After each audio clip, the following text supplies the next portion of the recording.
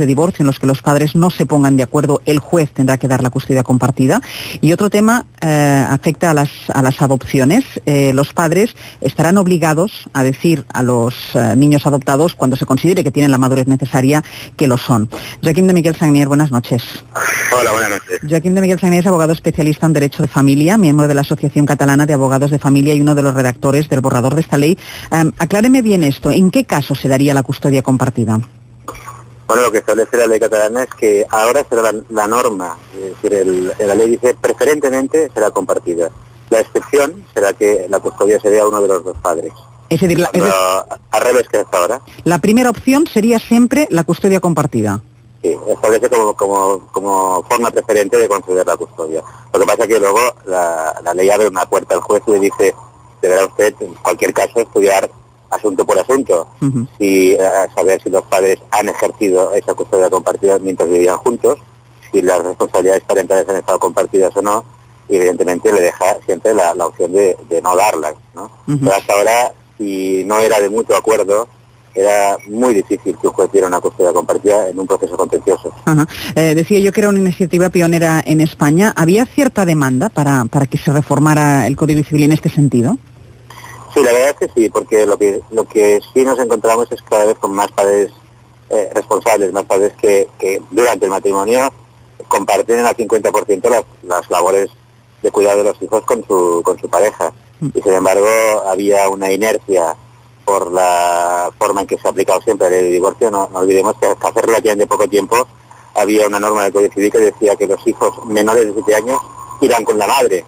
Esto luego se derogó por inconstitucional, pero a lo mejor hace 10 años que se derogó. Es decir, que también eso siempre era, los hijos, sobre todo si eran pequeños, tenían que ir con la madre. Muchos padres, por culpa de eso, ya ni pedían la custodia, porque ya estaban convencidos de que estaban abocados al fracaso. Ahora había muchos que estaban reclamando ese derecho a participar al 50%, tal como han venido haciendo durante la convivencia matrimonial, y consideraban que era injusto que por el hecho de que hubiera una separación o un divorcio, que a lo mejor ni siquiera era iniciativa de ellos, perdieran contacto con sus hijos, los dieran menos por el hecho de que el otro decidiera separarse. ¿Fuera de España la custodia compartida es habitual en otros países? Sí, por ejemplo, en Francia hace mucho tiempo que es la norma. Lo que pasa es que allá llevan más tiempo que nosotros con una ley de divorcio, digamos, civilizada, ¿no? En el caso de las adopciones hay dos cosas que llaman la atención. La primera es esta, que los padres están obligados a decir a los hijos cuando tengan la madurez suficiente que son adoptados. ¿Por qué esto? Bueno, esto es una iniciativa que aquí sí que no hemos participado en esta redacción. Esto es por la problemática que se planteaba por el tema de la ocultación de ese dato, ¿no? En cualquier caso, nunca será a los hijos menores de 12 años y siempre que tenga suficiente juicio, ¿no? Y la otra cuestión es la adopción automática en caso de una pareja de lesbianas por parte de la madre que no es inseminada, que hasta ahora tenía que pasar todo un proceso de adopción. Sí, tendrá que ejercer el derecho de adopción, pero así como no ocurre en el caso de parejas homosexuales hombres, en el caso de homosexuales de lesbianas, y que se convierten en madres las dos. Pues Joaquim de Miguel Sagnier, muchísimas gracias por habernos atendido, por darnos estos detalles, estas explicaciones, estas cosas que nos parecen tan novedosas de esta reforma del Código Civil catalán. Gracias y buenas noches. Gracias. Iniciativas novedosas, Mila, y decíamos antes, pioneras y que no se habían visto hasta ahora, ¿no? Sí, es una adaptación del derecho a la realidad. Para empezar, el nuevo proyecto reconoce distintos tipos de familia. Reconoce la familia monoparental, las uniones estables de pareja, las relaciones convivenciales de ayuda mutua, la familia homoparental y las familias recompuestas o reconstituidas, a las que también da derecho. Por ejemplo, hay muchas veces que nos encontramos con la situación de que la pareja de una persona que se ha separado previamente y que ha aportado hijos a esa familia no puede, por ejemplo, tener interlocución con los profesores del niño, porque ¿quién es? Es la pareja del padre del niño. Claro. Y entonces sí se le da una interlocución y esto es muy interesante. O en el caso de los niños adoptados, por ejemplo, hasta ahora el Código Civil, la normativa que había era que los niños adoptados, la adopción implicaba parentesco y todo lo que comporta el parentesco en línea descendiente.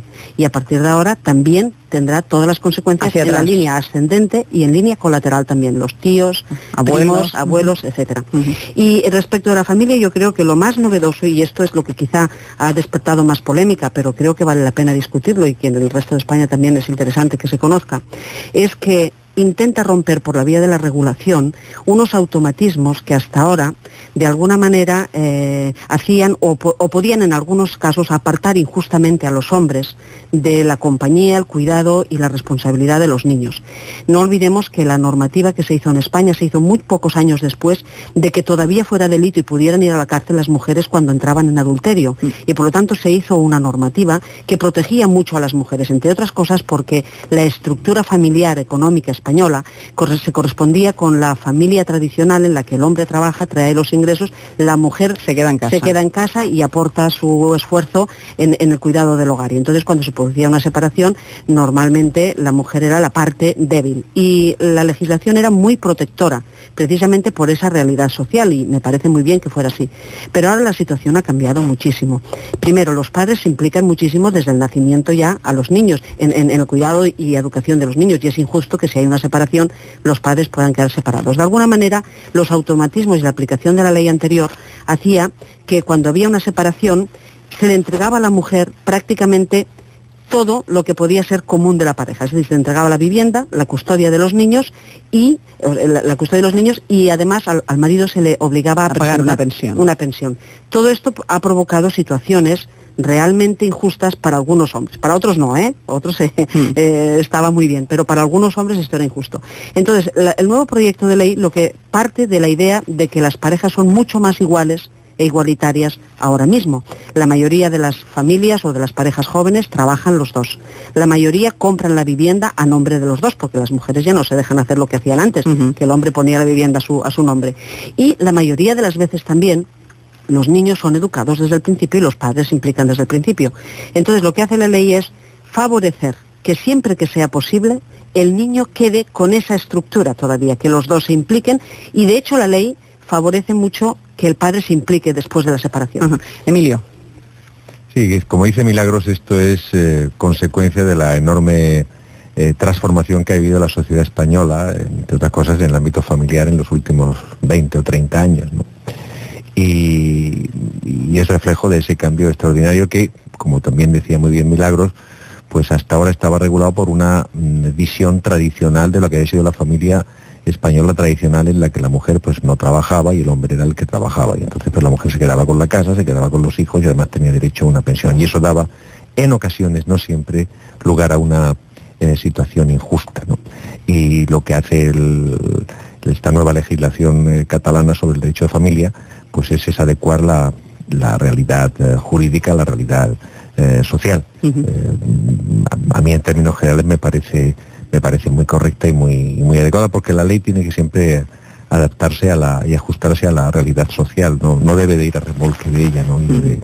Por lo tanto a mí me parece muy adecuada, ¿no? Brunet.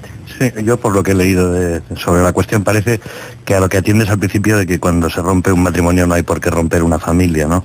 Y yo creo que probablemente estas nuevas figuras, este nuevo régimen, se extenderá con facilidad a toda la legislación española, ¿no? Porque tengo entendido que solamente España e Italia eran pues, excepciones, ¿no? En los regímenes jurídicos europeos respecto al tratamiento de estas cuestiones en el derecho de familia. Yo creo que lo que se va a tratar de promover en definitiva es el acuerdo, ¿no? Aunque no lo haya sobre otras cuestiones de las que hemos citado, ¿no? Las pensiones, la vivienda, etcétera, pues sí, el juez tratará siempre de promover el acuerdo respecto a los hijos, ¿no? Y ciertamente tendrá un amplio arbitrio, lo cual también es muy positivo, porque cada caso, como se suele decir, es un mundo, ¿no? De manera que a lo mejor esa custodia compartida no tiene que ser, digamos, un 50% en todos los aspectos, sino que se puede modular.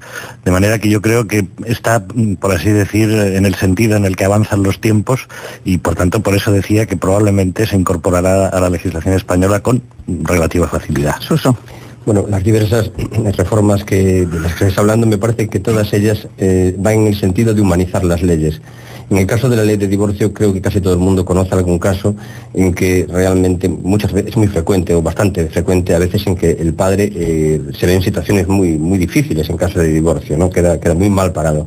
Pero bueno, en todo caso, también es cierto que lo que debe prevalecer no es tanto el derecho de un padre o una madre a poseer un hijo, sino siempre el derecho del niño. En este sentido, que el juez pueda atender a las dos partes y mirar el bien del niño, porque los niños no pueden